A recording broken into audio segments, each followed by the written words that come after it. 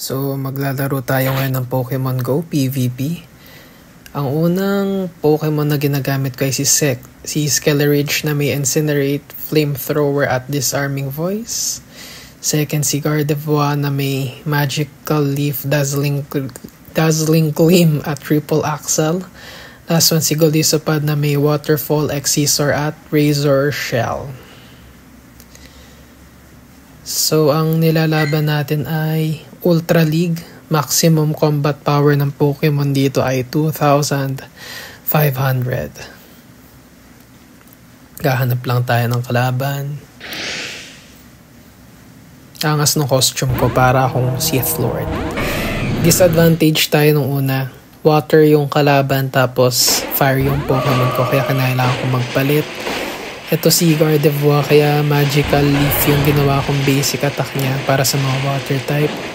Pero ito, may sagot siya sa atin. Nilabasan tayo ng Flareon. Lusaw yung Gardevoir natin. Ginamit ko yung Fairy type attack dahil weak yung yung ice sa fire. Yun, dapat nagkamali ako doon, dapat hinagis ko pa rin yung ice na attack. Tapos pinasok ko na si Golisopod dahil yung basic attack niya ay water. Nag-guard na ako dito dahil ang laki na nung disadvantage ko, hindi ko na kaya i-risk. Buti na lang matagal yung cooldown ng Flareon niya. Ang next yung Pokemon ay si Scizor. Pinapuno ko lang yung meter ng Excisor tsaka Razor Shell ko dito.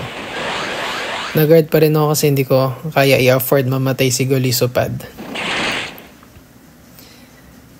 Tapos nilabas ko agad si Skeleridge kasi Steel Bug si Scizor 4 times weak yata yan sa fire. Basta sobrang weak sa fire.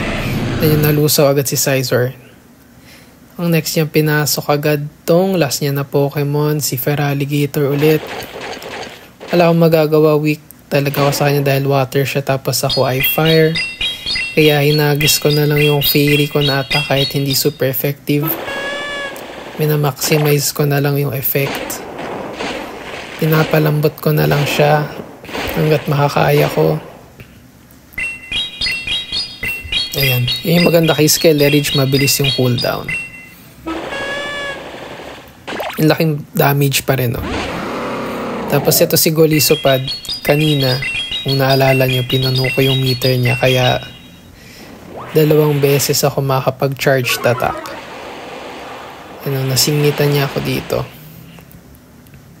Kinailangan ko lang ma-survive yung isang hit na to. Which is nagawa ko naman. Crunch pala kasi yung attack niya na dark type. Bug ako. Mas malakas yung bug kesa sa dark. Ayun. Panalo. Bye-bye. You win. Nag-celebrate na yung character ko. Tapos kung makikita nyo dito, 5 out of 5 yung panalo ko. Kaya nakakuha pa tayo ng Stardust.